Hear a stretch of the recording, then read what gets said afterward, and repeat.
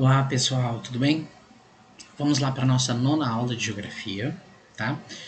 Seguindo o capítulo, nós já vimos vários conceitos da geografia, espaço, território, redes, vimos o que são os fluxos e os fixos. Agora a gente vai entrar no capitalismo, tá? A gente vai entender como o capitalismo está associado na produção do espaço, como esse espaço geográfico que nós estamos inseridos hoje é característica da forma com que o sistema capitalismo é organizado. Beleza? Vamos lá? Peguem um livro de vocês, lápis, marca-texto, caderno, tudo para auxiliar esse processo, beleza? Vamos lá para a página 128, beleza? Aqui nós começamos com esse parágrafo aqui.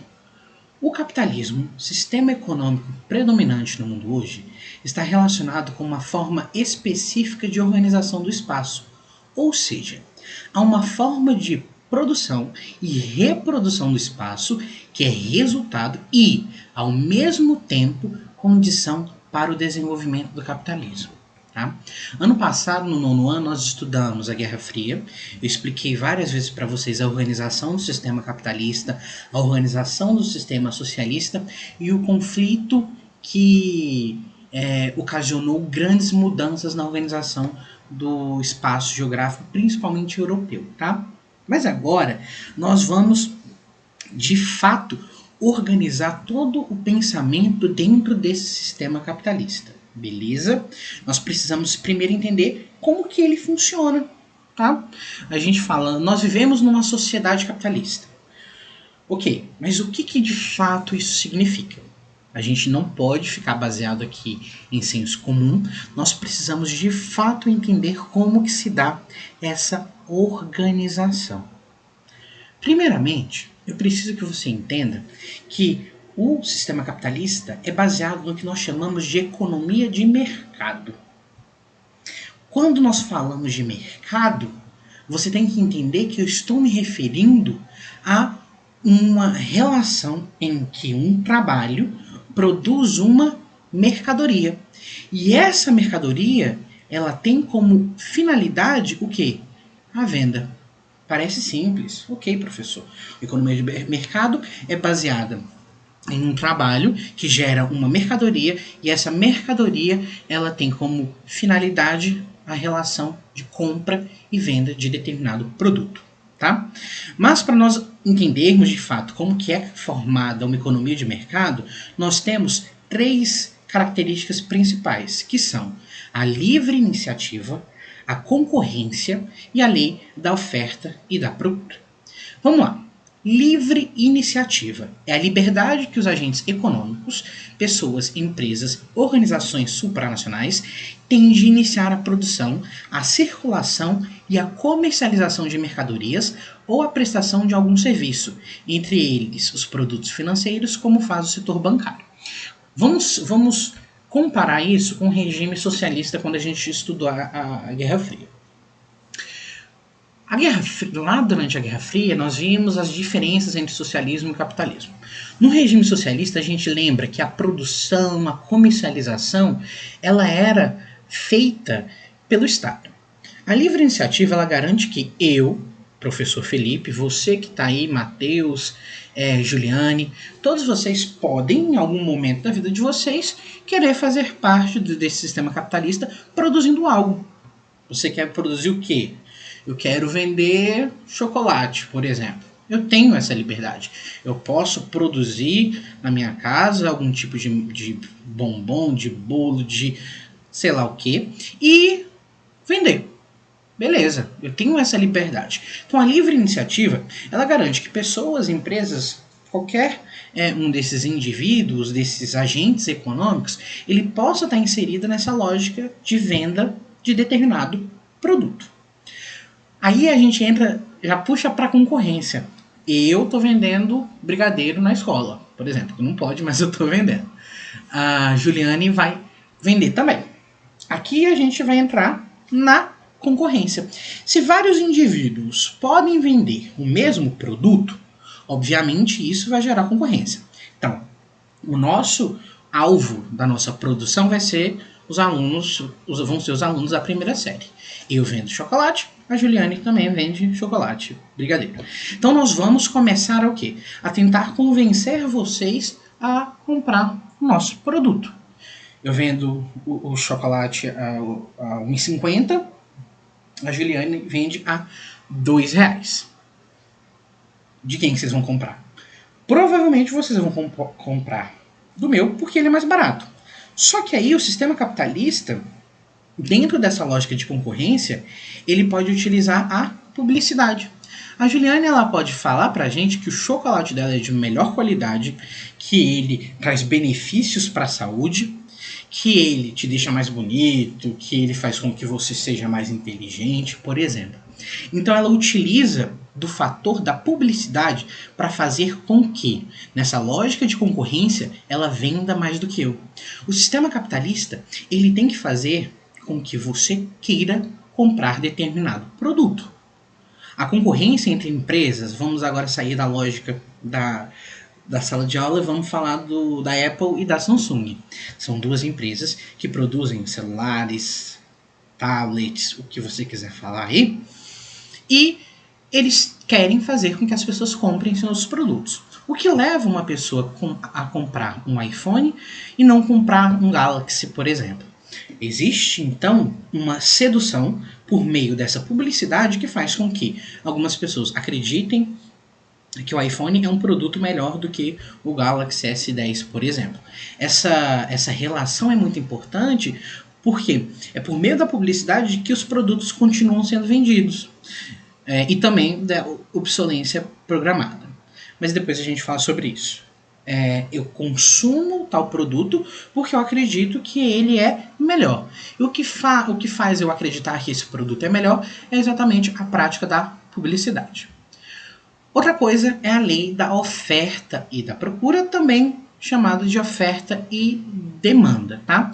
Esse mecanismo ele tende, na verdade, a funcionar quando a concorrência é realmente garantida, ou seja, quando há vários produtos, portanto, os consumidores podem realmente escolher entre várias opções de um mesmo tipo de mercadoria no momento de adquiri-la.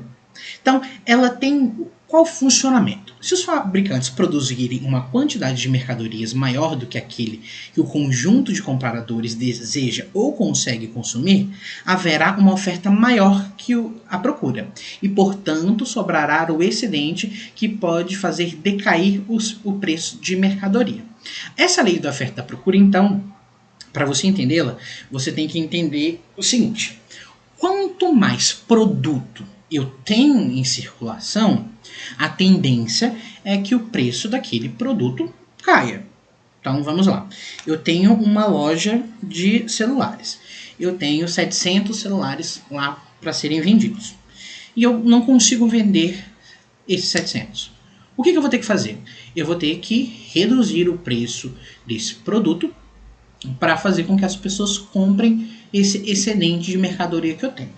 Agora, pense que é o contrário. Eu tenho 100 celulares, mas eu tenho 700 pessoas querendo comprar esse celular. O que eu vou fazer com o preço do produto?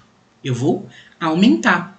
Eu aumento esse preço do produto porque existe uma demanda muito grande por ele. Se existe uma demanda muito grande por tal produto, eu posso fazer o quê? Aumentar o preço até eu perceber quanto que aquela pessoa que quer comprar está disposta a pagar. Essa lógica é muito importante da gente entender como que funciona essa relação de venda de produtos. Beleza? Tranquilo? Ficou claro as 3 ideias para vocês? Então tá, vamos seguir. O sistema capitalista ele passou por diversas alterações na sua organização e na sua forma de funcionamento. Tá? Eu digo para vocês que essa ocorrência de mudança do capitalismo comercial para o industrial, depois para o financeiro e depois para o técnico científico e informacional, ela está associada a um desenvolvimento e a um surgimento de novas tecnologias. Novas tecnologias tanto de produção quanto de consumo de determinado produto. Vamos começar então aqui, lá no século XVI, um período que nós vivíamos no que nós chamávamos de capitalismo comercial.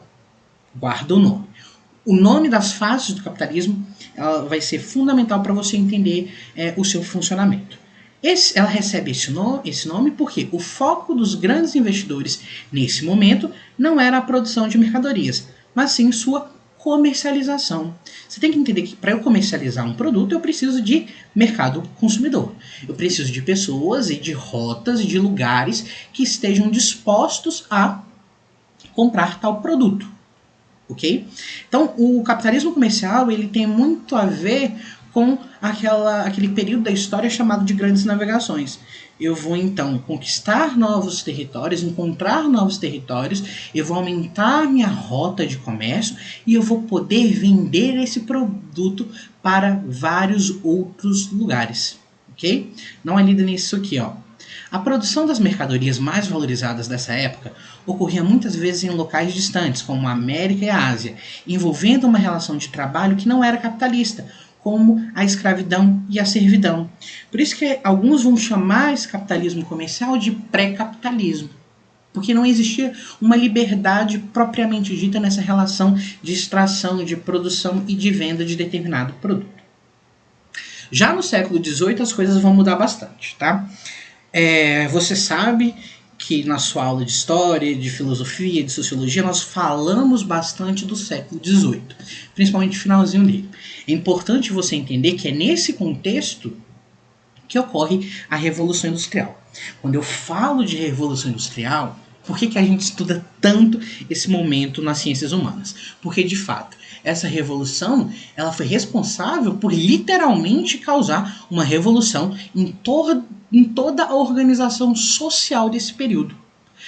Quando eu falo de organização social, eu estou me referindo à produção, a consumo, a lógica de trabalho, eu estou falando da organização das cidades. Tudo isso mudou em grande quantidade, de fato, com essa revolução industrial. Beleza? Então, ó, a grande transformação promovida pelo surgimento da indústria foi o aumento da produtividade, graças à invenção e à disseminação das máquinas, primeiro movidas a vapor e depois a eletricidade e a derivados do petróleo. Nesse contexto, inicia-se uma nova fase do capitalismo, o capitalismo industrial. Alguns historiadores e economistas afirmam que só com o desenvolvimento da indústria pode-se realmente falar de capitalismo, pois é com esse novo modelo que ganharam destaque algumas das principais características da economia capitalista. Agora, com o surgimento da indústria, de toda a mudança em uma organização social, as relações de trabalho elas vão ser substituídas. Então, se antigamente nós tínhamos uma relação basicamente de escravidão e servidão, aqui nós vamos ter o surgimento propriamente dito, ok, do trabalho assalariado. Eu, como assalariado, eu vendo o quê? O meu conhecimento para a empresa que eu trabalho, que no caso é o Jardim do Éden. Eu tenho um conhecimento, eu estudei para ele e eu vendo esse produto para ganhar em troca o quê? O meu salário. Então, vem aqui. O trabalho assalariado é uma das principais diferenças entre o capitalismo e os sistemas econômicos anteriores. Além disso, essa forma de organização do trabalho está diretamente relacionada a duas características do capitalismo: a propriedade privada dos meios de produção e a busca do lucro por meio do aumento de produtividade. Aqui é importante você entender que eu vendo o meu trabalho para a instituição que é a dona dos meios de produção, ok? Fica claro isso? Você trabalha numa padaria, por exemplo. Você tem que entender que toda aquela organização da padaria, o prédio, os materiais, a batereira, o forno, tudo isso você pode entender como os meios de produção. Então a pessoa que trabalha lá fazendo bolo, fazendo pão, ela vende a sua força de trabalho e em troca, no final de um mês, ela vai receber o quê? O salário dela. Tranquilo? Por isso que a gente sempre fala nessa lógica de relações sociais dentro do contexto capitalista do burguês e do proletário. O burguês, então, seria o dono dos meios de produção e o proletário é aquele cara que vende a sua força de trabalho para receber um salário no final desse período de trabalho. Beleza? Seguindo aqui, é importante você lembrar da mais-valia. Tá? Olha aqui. Com o capitalismo industrial, o que garante o lucro é a diferença entre o salário pago aos trabalhadores livres e quanto de riqueza eles produzem. Quando a gente pensa, tá, o cara que trabalha na padaria, ele produz vários produtos. Esses produtos vão ser vendidos ao longo de um mês por 10 mil reais, vamos supor. E no final do mês, esse cara que produziu tudo isso, ele recebe R$ 1.000 de salário. Esses R$ 9.000, que seriam a diferença do que ele produziu para o que ele recebeu, é o que a gente chama de mais-valia e que vira lucro para quem? Para o dono dos meios de produção. Tranquilíssimo, é muito importante que esse conceito de mais-valia fique muito claro na cabeça de vocês. Beleza? Vamos seguir aqui nosso barco. Não por acaso, muitos estudiosos entendem que o processo de industrialização é a marca de surgimento do capitalismo propriamente dito, pois é a partir desse evento que surge outra característica marcante desse sistema econômico, a tendência à contínua inovação tecnológica. Você lembra que quando eu falei da evolução do sistema capitalista, eu falei dessa necessidade de você entender o desenvolvimento e o surgimento de novas tecnologias? Essas novas tecnologias, ela tem como função aumentar a produção, por consequência, aumentar o lucro e reduzir sempre o quê? O salário da pessoa que trabalha. É um fato isso. Então, ó, no capitalismo, a constante inovação é fundamental. A instituição, a empresa que não se desenvolve, que não evolui numa lógica capitalista, ela está fadada ao fracasso. Por quê? Porque eu consigo produzir muito mais rápido se eu tiver máquinas me auxiliando. Eu consigo produzir com maior eficiência se eu tenho essa tecnologia a meu favor. Ok? Vamos agora para outra fase do capitalismo, o capitalismo financeiro. Então, pensa aqui comigo. Você tem a indústria que produz tal produto, muito rica, beleza. Cresceu, tá rica, se firmou como uma grande empresa, vamos usar como exemplo aqui a Apple. E depois? O que vem disso? Então, olha aqui. Bancos e bolsas de valores são instituições do chamado setor financeiro da economia, que, diferente do setor produtivo, fábricas e fazendas, por exemplo, não obtém seu lucro diretamente da produção de mercadorias, mas sim financiando as empresas que as produzem. No caso dos bancos, o financiamento se dá por meio de empréstimos cedidos às fábricas, às fazendas e às outras empresas do setor produtivo, que devem ser pagos com juros, pelo qual os bancos obtêm lucro. Você pensa, eu sou o dono lá da Apple, em determinado momento da sua história, ele precisou de dinheiro. Ele precisou de dinheiro para conseguir produzir mais. E aí ele vai no banco, pega um dinheiro emprestado, obviamente precisa devolver esse valor para o banco, mas com juros. As empresas, elas fazem muito disso para conseguir aumentar a sua produção e, como aumenta essa produção, pagar o valor que elas pegaram emprestado para os bancos. Outra ideia que surge dentro dessa lógica do capitalismo financeiro são as bolsas de valores, que por sua vez são organizações nas quais se reúnem investidores que compram e vendem ações de empresas, buscando obter lucro pela valorização delas ou por meio do pagamento de dividendos, que são porcentagens do lucro das empresas pagas proporcionalmente à quantidade de ações compradas pelo investidor. Essa ideia aqui é muito importante. Vamos pegar como exemplo aqui, eu sempre gosto de usar o valor de uma empresa dentro de um sistema capitalista financeiro, de uma grande empresa, tá? Ela está muito associada ao valor dessas ações. Então, o Snapchat. O Snapchat é um aplicativo de fotos, uma rede social. Teve um momento, há uns 2, 3 anos, que o valor da ação dela caiu muito. Por que houve essa queda no valor daquele produto? Essa queda aconteceu por quê? Porque o Instagram queria comprar o Snapchat. O Snapchat falou, não vou vender. A Instagram falou, você não vai vender? Então eu vou criar dentro dele, do Instagram, os stories, que são algo que existia no Snapchat.